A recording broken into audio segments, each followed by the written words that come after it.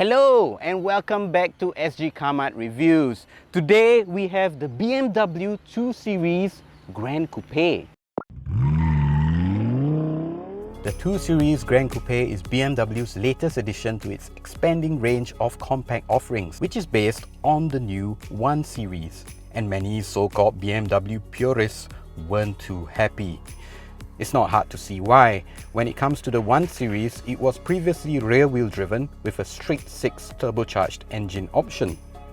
But now the biggest displacement for the 1 Series is a 2-litre inline-4 in the M135i with drivetrain options across the range that are either front-wheel drive or 4-wheel drive.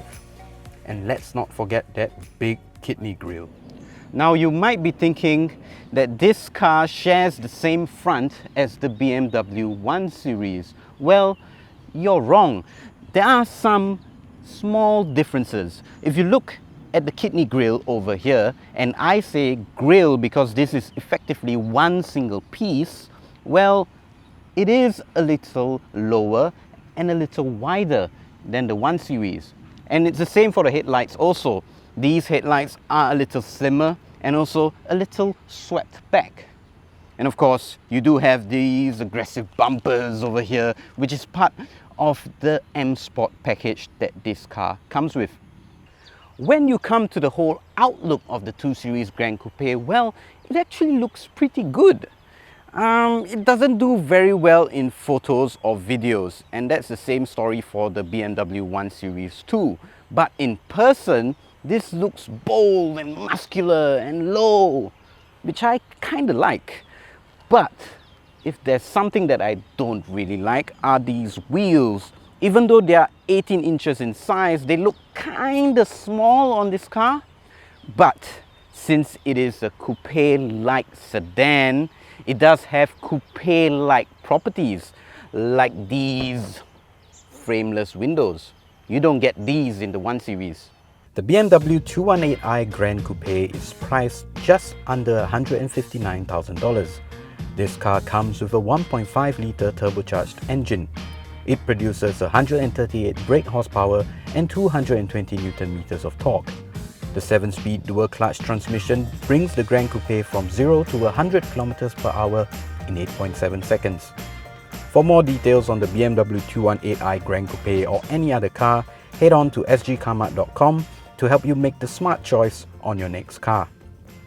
Now, since this is a coupe-like sedan, it does come with a boot. This space is 430 litres big. It is 50 litres bigger than the BMW 1 Series, but 30 litres smaller than its closest competitor, the Mercedes-Benz CLA. So let's check out how it does in the anti-trolley length test. Well, it doesn't really pass. It's a little bit short. But let's see how it does with a luggage bag.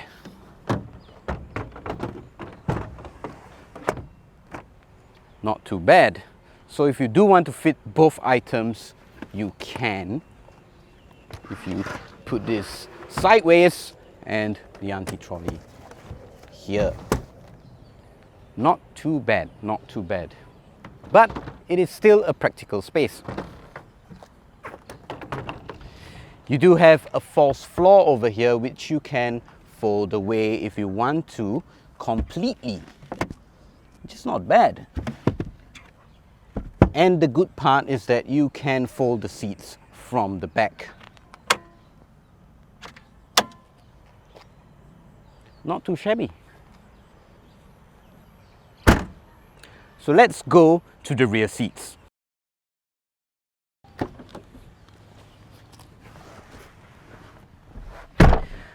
Now I have the front seat set to my comfortable position, and I am just under 1.8 meters tall, and there is a reasonable amount of legroom and wiggle room.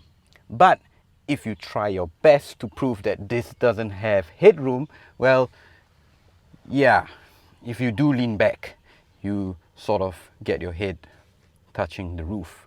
But really, that's when you're trying your best. If you're seated really normally, it is not too shabby. But when you come to the middle seat, there's a bit of problems. Now, it is easy to get my legs across because of the low floor, but there isn't much of headroom for me. This is partly because there is a third brake light over here and there's a bump here. So yeah, I'm really wedged into the seat. So this car is really best meant for two in the rear. So to the front seats.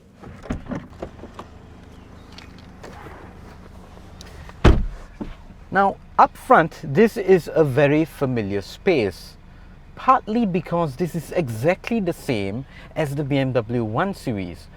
But that's not a bad thing. This is quite a nice space and it is quite comfortable also. I do like these seats. They go really low, nice and sporty and quite comfortable, to be honest. Elsewhere, of course, you do have all the buttons in the right spaces, so you don't have to dive through menus just to change simple stuff like air conditioning, for example. And of course, this infotainment system here is running the latest operating system 7.0, so it does have your BMW connected services. You can check your weather or read the news if you like. Also, there is some practicality over here too. You do have big cubby holes to put your stuff everywhere around in the cabin. You can put your wallet or your phone. And speaking of phone, you do have a wireless charger over here. Not too bad. Let's see how this thing drives on the road.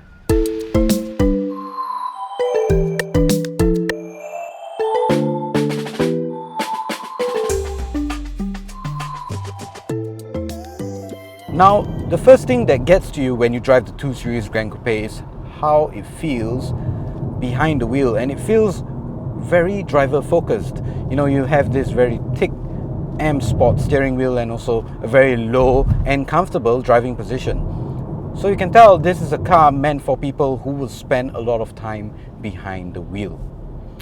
And if you talk about performance, well, this isn't very fast, nor is it very slow either.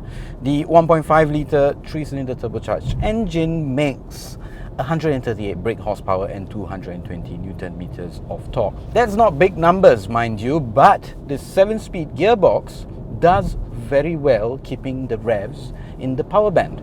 So if you do step on it and you want to make a quick overtaking maneuver, this can do it no problem. Now let's talk about ride quality. Now, through road undulations and ruts and bumps, the 2 Series Gran Coupe doesn't do too well. This is partly because it does have a sporty sort of suspension setup, so you do feel vibrations through the cabin. But if you're looking for a car that is responsive through turns and twisties, well, this car does very well. The steering wheel is nicely weighted, so at least there's some communication from the road to the driver. So let's talk about tech. And in this 2 Series Gran Coupe, there's quite a few safety assistance features. For example, there is lane keep assist with steering intervention. The last time we drove the Mercedes CLA, we don't remember seeing that. So good job on that, BMW. So is the BMW 2 Series Gran Coupe a will buy, won't buy, or go try? Well, for me, it is a go try. Partly because if I'm looking for a premium compact car, I would go for the BMW 1 Series because I have a preference for hatchbacks. But if you prefer sedans and you actually think the Mercedes-Benz CLA is quite a good-looking sedan, well, take a very good look at this because this has quite a lot on offer. And of course, it is cheaper and has more features than the Mercedes-Benz CLA. The only problem that some might have with this car is how it looks.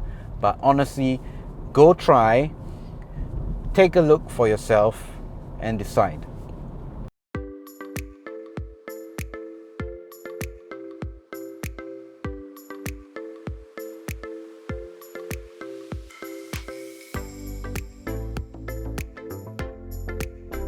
We've come to the end of our review of the BMW 2 Series Gran Coupe.